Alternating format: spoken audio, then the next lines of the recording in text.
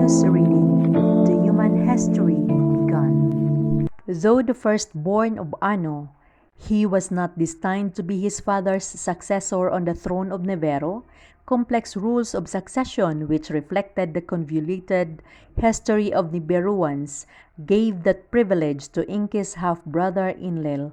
In the effect to resolve the bitter conflict, both Inki and Enlil ended up on a mission to an alien planet, Earth, whose gold was needed to create a shield for preserving Nibero's dwindling atmosphere.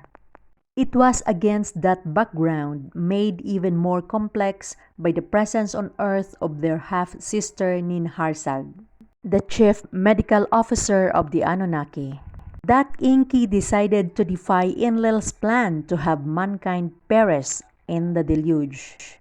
The conflict carried on between the two half-brothers' son, even among their grandchildren. The fact that all of them, and especially those born on Earth, faced the loss of longevity that Nibiru's extended orbital period provided added personal agonies and sharpened ambitions. All came to a climax in the last century of the 3rd millennium BC when Marduk, Inki's firstborn by his official spouse, claimed that he and not Enlil's firstborn son, Ninorta, should inherit the earth. The bitter conflict that included a series of wars led in the end to the use of nuclear weapons. The ensuing, though unintended result was the demise of the Sumerian civilization.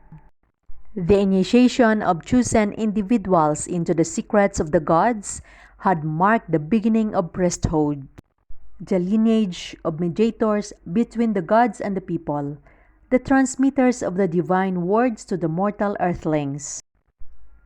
Oracles' interpretations of divine utterance were commingled with the observation of the heavens for omens. And as mankind was increasingly drawn to take sides in the godly conflicts, prophecy began to play a role. Indeed, the term to denote such spokesmen of the gods who proclaimed what was to come. Nabe was the epithet for Marduk's firstborn son, Nabu, who had tried on behalf of his exiled father to convince mankind that the heavenly signs bespoke the coming supremacy of Marduk's.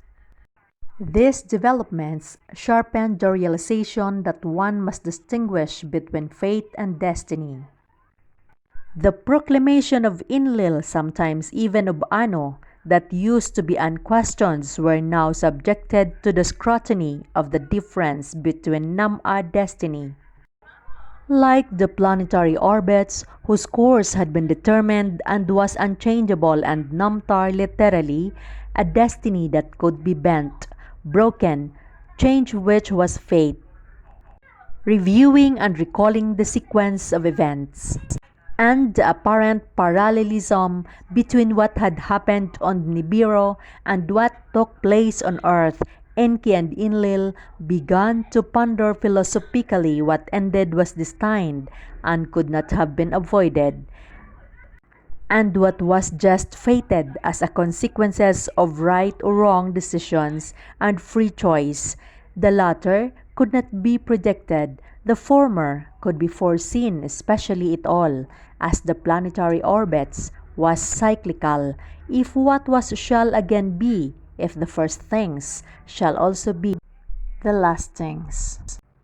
The climactic event of the nuclear dissolution sharpened soul-searching among the leaders of the Anunnaki and raised the need to explain to the devastated human masses why it came to pass this way. Was it destined, or was it just the result of an Anunnaki-made fate? Was anyone responsible? Is there someone accountable? In the council of the Anunnaki on the eve of the calamity, it was Enki who stood alone in opposition to use of the forbidden weapon. It was thus important for Enki to explain to the suffering remnants that turning point in the saga of extraterrestrials who had meant well but ended as destroyers had come to pass, and who but Enki, who was the first to come and an eyewitness to it all, was most qualified to tell the past so that the future could be divined. And the best way to tell it all was as a first-person report by Enki himself. That he had recorded his autobiography is certain, for a long text stretching over at least 12 tablets discovered in the library. The long text described how Enki then assigned tasks to his lieutenants, putting this mission to Earth in motion. Numerous other texts had relate varied aspects of Enki's rule in the ensuing development served to complete Enki's tale.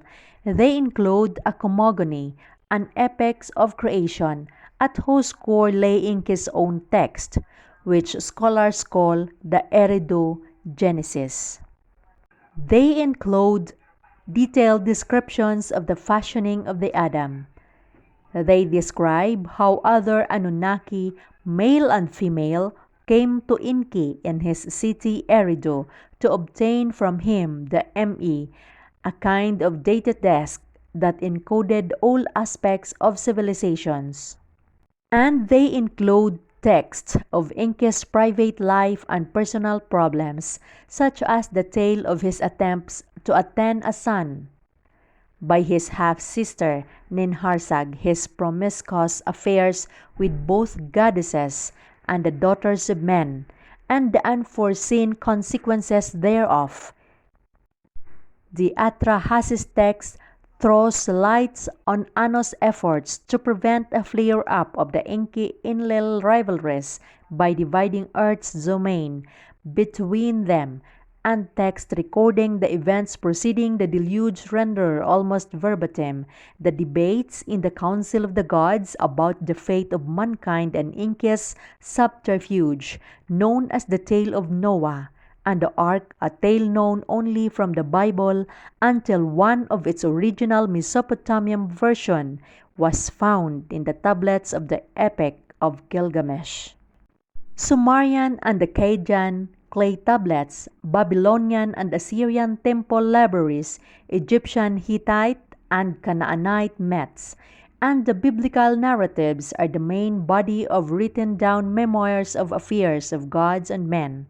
For the first time ever, this dispersed and fragmented material has been assembled and used by Zecharia Sitchin to recreate the eyewitness account of Enki, the autobiographical memoirs, and insightful prophecies of an extraterrestrial god.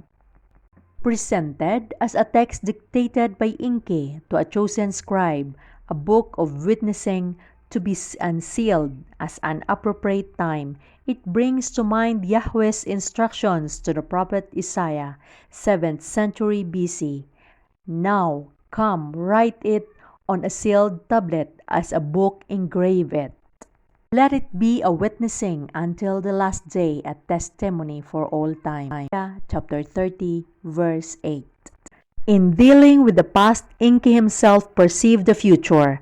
The notion that the Anunnaki exercising free will were masters of their own fates, as well as the fate of mankind, gave way in the end to a realization that it was destined that, when all was said and done, determined the course of events, and therefore, as the Hebrew prophets recognized, the first things shall be the last things.